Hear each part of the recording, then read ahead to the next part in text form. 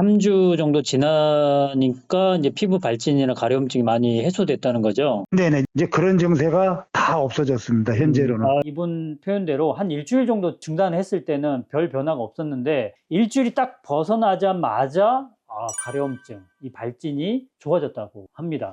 약초방송 시청자 여러분, 반갑습니다. 오늘 또 여러분의 건강을 바라면서 방송 시작하겠습니다. 약초를 하나하나 배우면서 여러분들의 지식이 더해질 것이고, 그 지식이 바탕이 되어서 여러분들이 실제로 약초를 사용하셔서 건강을 지키시고 또 증진하는 데 도움이 됐으면 하는 마음으로 제가 방송을 열심히 하고 있습니다. 이 짧은 방송이잖아요. 10분 정도 내외의 영상인데 보시면서 도움이 되셨다면 좋아요 눌러주시는 것 잊지 마시기 바랍니다. 오늘 소개할 사례자가 있습니다. 이분은 60대 남성이고요. 저에게 이제 약을 짓기 위해서 찾아오셨어요. 근데 이분이 어떤 증상을 가지고 있었냐면 심한 가려움증에 시달리고 있었습니다. 근데 이 가려움증 때문에 저한테 바로 오진 않거든요.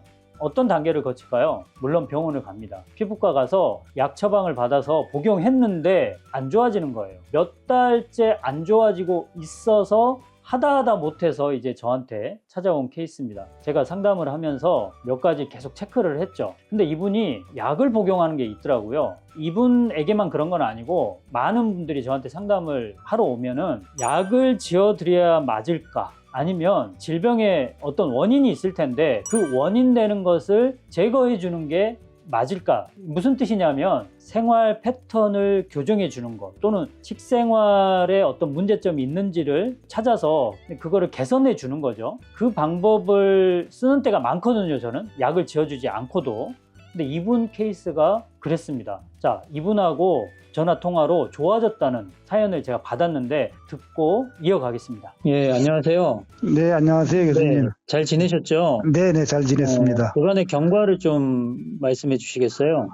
제가 교수님한테 직접 방문을 해가지고 저에 대해서 이제 모든 것을 말씀을 드렸고 약을 복용하던 약이 있었는데. 그게 이제 고지혈증 약이었잖아요. 네, 맞습니다. 네, 그 약을 끊으셨다고요, 지금? 예. 장기 복용하다 보니까 병원에서 의사님이 안 먹어도 된다고 하였었는데 혹시나 해서 2차로 그런 어떤 문제가 발생이 될 것 같아서 제 나름대로 복용을 했었는데 이제 올해 들어서 가려움증이 조금 이제 점차 있더니 자꾸만 가렵고 뜨거운 물로 샤워를 하게 되면은 몸이 따끔따끔했었어요. 뭐 긁는 게 현치 않고 막 피가 나올 정도로 긁어야만이 되고. 네. 이 증상이 원인이 뭔지 파악이 안 됐었잖아요.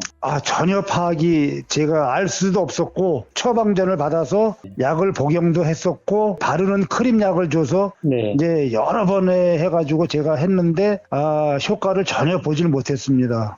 이제 교수님 약초 방송을 보다가 네. 이게 나한테 맞을 수 있겠다라는 제가 판단을 하고 문자를 제가 보내드려가지고 네. 제가 찾아간 적이 있었습니다. 네. 그래서 고지혈증 약을 지금 중단한 지가 3주 정도 되셨잖아요. 네네, 그렇습니다. 3주 정도 지나니까 이제 피부 발진이나 가려움증이 많이 해소됐다는 거죠. 네네, 이제 그런 증세가 다 없어졌습니다. 현재로는. 너무 다행이네요.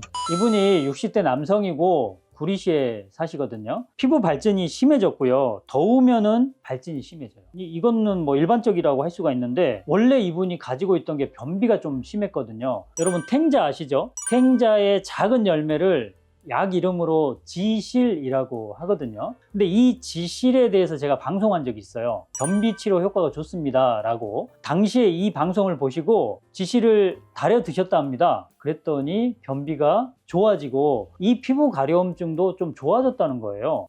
그래서 지실의 효과가 있구나라고 생각했는데 완벽하지 않았던 겁니다. 그래서 이제 저한테 찾아온 건데, 이분이 지금 그 통화 내용에서도 보셨지만 고지혈증 약을 복용하고 있었고 혈전용해제를 복용하고 있었거든요. 예전에 뇌졸중을 한번 가볍게 받은 적이 있어요. 그래서 병원에서 혈전용해제를 투여했던 건데 너무 가볍게 지나갔기 때문에 병원에서는 더 이상 혈전용해제 복용하지 않아도 됩니다 라고 했는데 본인이 염려스러워서 지금까지 복용을 하고 있었던 거죠. 이 혈전용해제와 고지혈증 약의 부작용 중에 피부 발진과 가려움증이 있습니다. 그래서 제 생각에는 이 약 때문에 증상이 생겼을 가능성이 좀 있어서 약을 지어주지 않고 이 병원에서도 약을 끊어도 된다고 했으니까 이 약을 중단해 보시는 게 어떻습니까? 라고 조언을 했던 거죠. 그리고 나서 이분 표현대로 한 일주일 정도 중단했을 때는 별 변화가 없었는데 일주일이 딱 벗어나자마자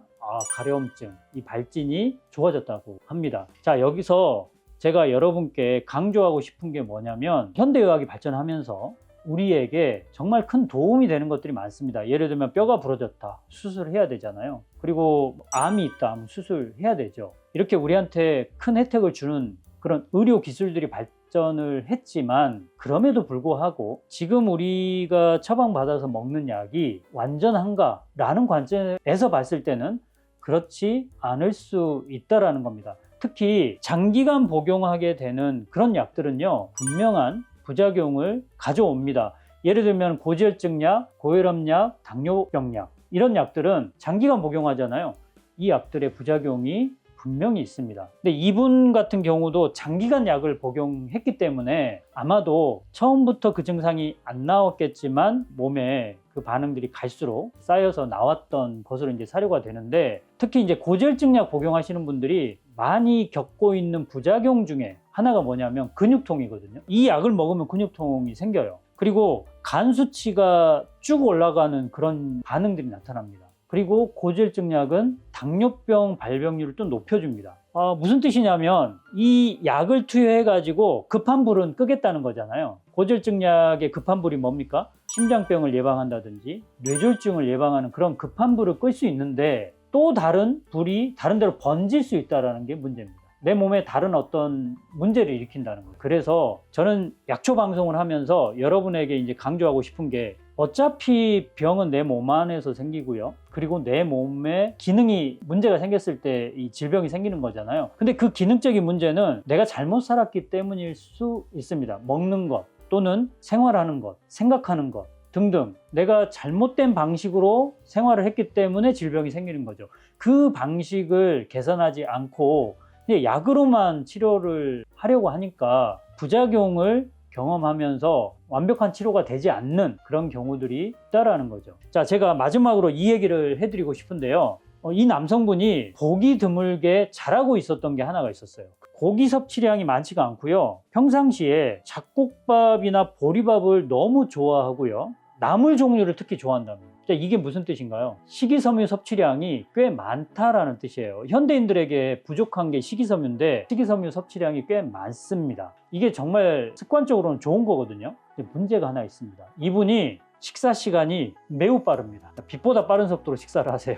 그러면 식이섬유는요, 내 몸에 들어가면은 결국에는 장에 있는 미생물들의 먹이가 되거든요. 그런데 잘 씹지 않고 넘겨버리면 장에 있는 미생물들의 입장에서 봤을 때는 먹을 수 없는 음식이 돼버려요. 그러면 이 식이섬유가 가지고 있는 기대하는 어떤 효과가 있을 텐데 그 효과가 전혀 나타나지 않는 거예요.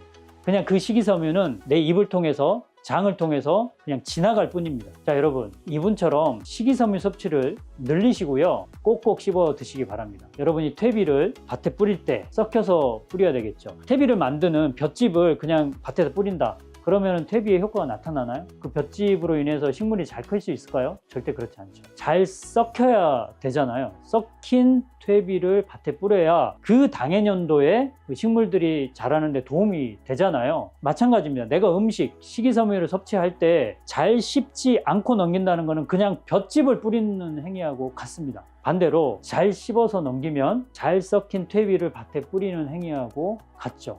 결과적으로 이제 미생물들이 좋아하겠죠. 그 퇴비를 먹고. 그래야 식물이 잘 자랄 수 있는 것처럼 내 몸도 건강해집니다. 자, 여러분, 그래서 저는 바라는 게 가급적이면 아주 심하지 않으면 병원약보다는 여러분들의 생활 패턴을 고쳐서 여러분들이 직접 건강해지는, 스스로 건강해지는 그런 길을 선택하시기를 바라는데, 그 중에 하나가 식이섬유 섭취를 늘리고 잘 씹어서 넘기는 습관을 가져야 된다라는 것을, 이 두 가지를 강조해 드립니다. 자, 오늘 여러분 저희 방송 시청 끝까지 해주셔서 너무 감사드리고요. 저는 여러분의 건강을 위해서 또 다른 주제로 찾아오도록 하겠습니다. 저는 좋은 양질의 방송을 만들 테니까 여러분들은 좋아요로 응원해 주시기 바랍니다. 다음 시간에 찾아뵙겠습니다. 지금까지 약초 교수 조경남이었습니다.